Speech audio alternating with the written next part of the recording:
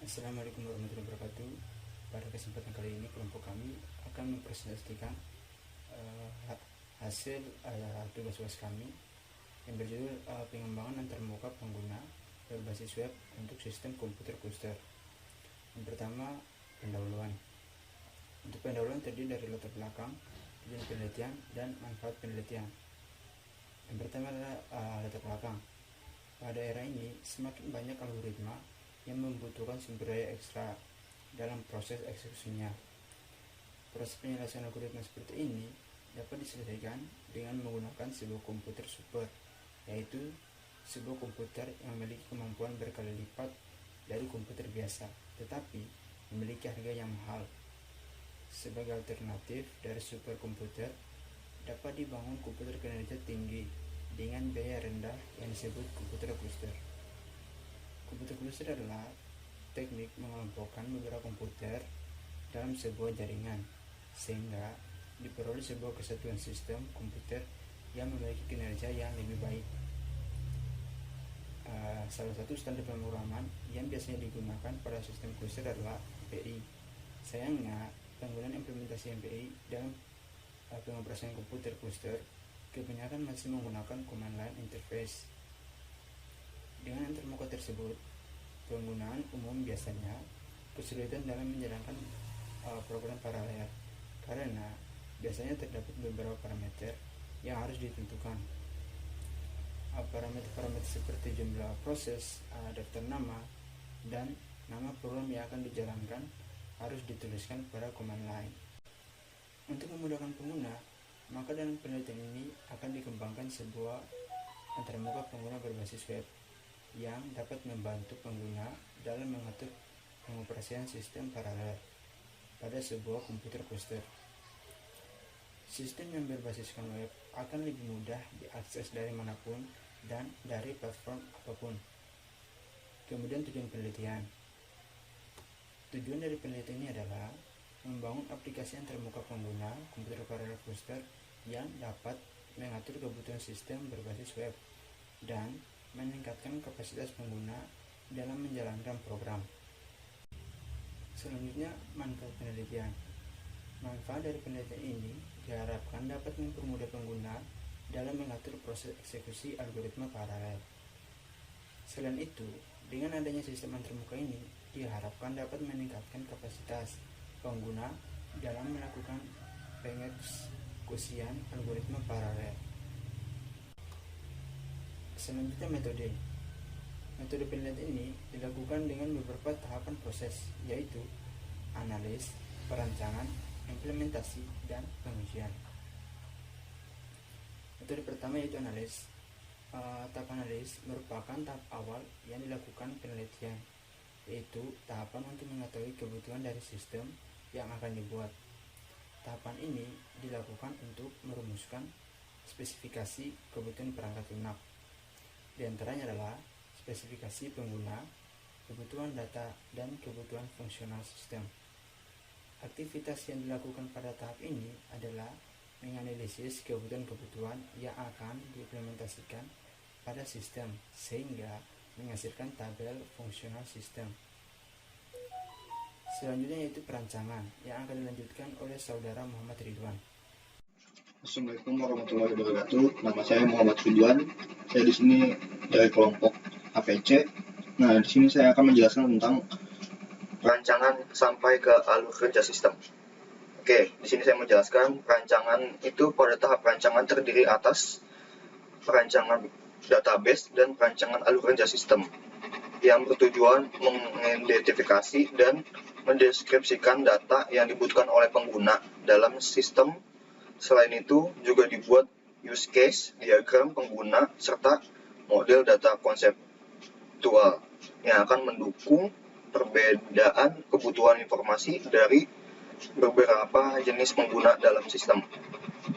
Pada tahapan ini, sistem dibagi menjadi beberapa jenis pengguna yang bertujuan untuk mengatur pengalokasian komputer yang dapat digunakan oleh aplikasi tersebut. Oke, lanjut. Nah, di sini ada implementasi. Secara umum, tahapan ini merupakan pembuatan data sistem yang telah dirancang dalam tahapan perencanaan, alur kerja sistem menjadi sebuah sistem. Nah, selain itu, beberapa hal penting dalam mengembangkan sistem seperti lingkungan pengembangan sistem, bahasa pemrograman, dan beberapa hal terkait library yang akan digunakan pada tahapan ini. Oke, selanjutnya. Nah, di sini ada pengujian sistem.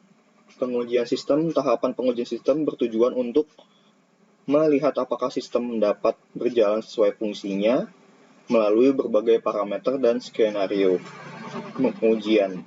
Tahap ini merupakan tahap akhir setelah sistem selesai diimplementasikan. Tahap pengujian sistem bertujuan untuk menguji sistem dapat berjalan sesuai dengan fungsi yang telah dirancang di awal tahap pengembangan. Skenario pengujian sistem ini diambil dari tabel fungsional sistem. Nah, kita lanjut lagi. Nah, di sini ada hasil dan pembahasan. Oke, selanjutnya di sini ada analisis sistem aplikasi web komputer. Cluster ini akan diterapkan pada head node komputer cluster yang terhubung dalam sebuah jaringan dengan dua node pembantu. Sistem memiliki 3 tipe pengguna, diantaranya free user, registered user, dan premium user. Setiap pengguna memiliki jumlah akses komputer dan fungsionalitas pengguna yang berbeda-beda. Pada free user, pengguna hanya dapat mengakses satu buah komputer. Nah, di sini ada registered user dapat mengakses 2 buah komputer, sedangkan premium user dapat mengakses seluruh komputer. Nah, di sini selain itu terdapat administrator yang bertugas untuk mengatur manajemen sistem. Pada tahap ini dibuat sebuah tabel fungsional sistem yang dapat dilihat tabel 1 di bawah ini.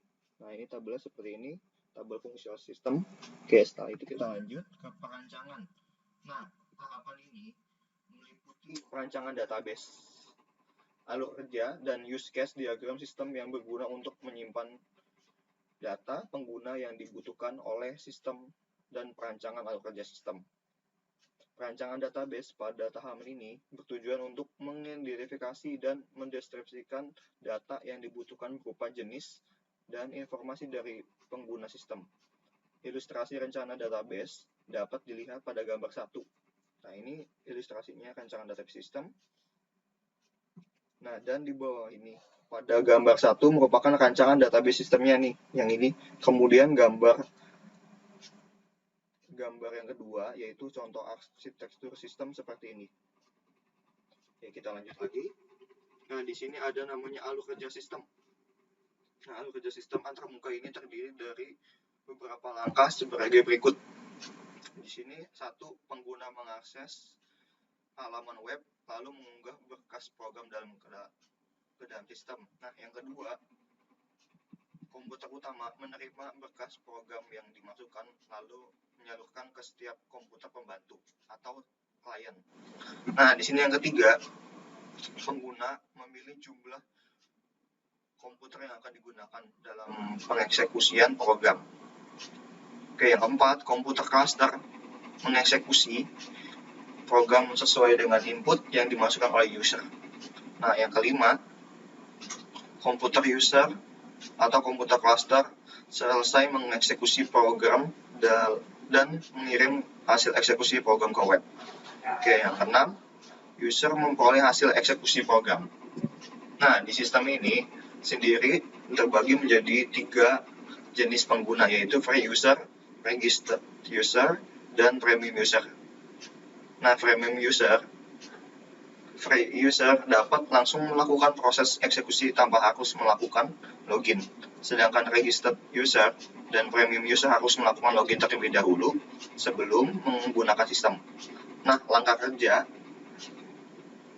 dari sistem antarmuka komputer cluster free user, registered, dan premium user diilustrasikan pada gambar 4, gambar dan 5, gambar dan gambar 6. Nah, di sini contohnya, ini alur kerja sistem antarmuka komputer cluster free user. Di sini alur kerja sistem antarmuka komputer cluster premium user.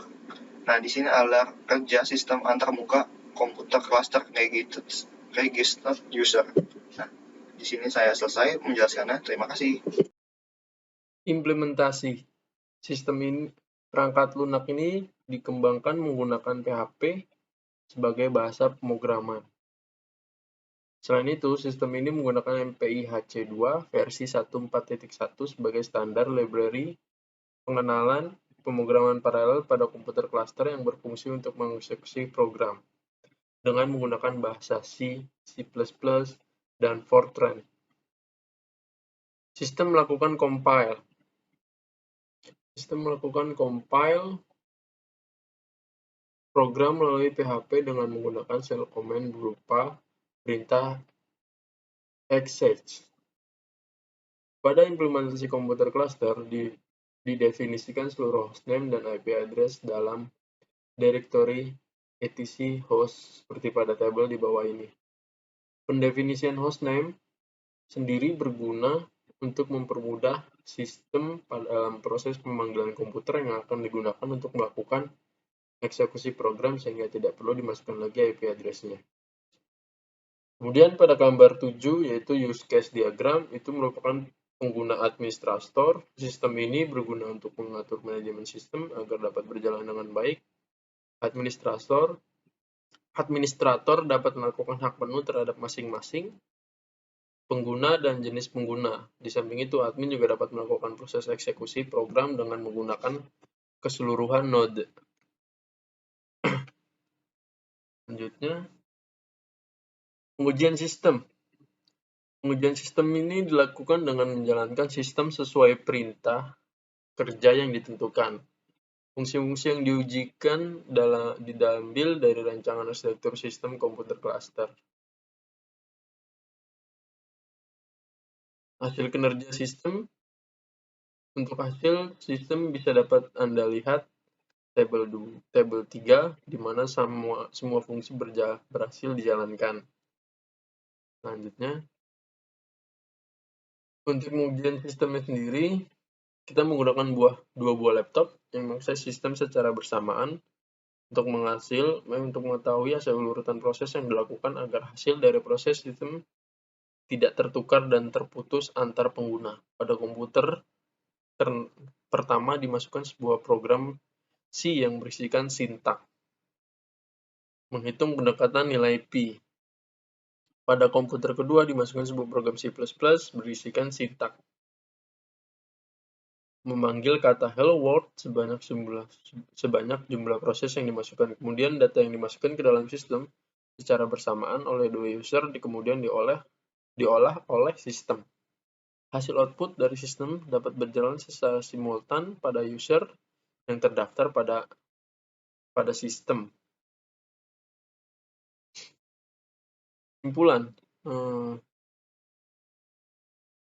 yang dapat diambil ini, sistem ini dapat melakukan eksekusi program dengan bahasa C, C++, CPP, dan Fortran, serta memiliki 3 tingkatan pengguna, yaitu free user, register user, premium user. Pada register dan premium user, pengguna memiliki akun dalam sistem yang menyimpan informasi dan log aktivitas pengguna, sehingga sistem dapat menyimpan hasil eksekusi program ke dalam log aktivitas ketika pengguna sedang offline, serta sistem juga mengirimkan hasil eksekusi ke email pengguna. Berikut hasil presentasi kita. Terima kasih.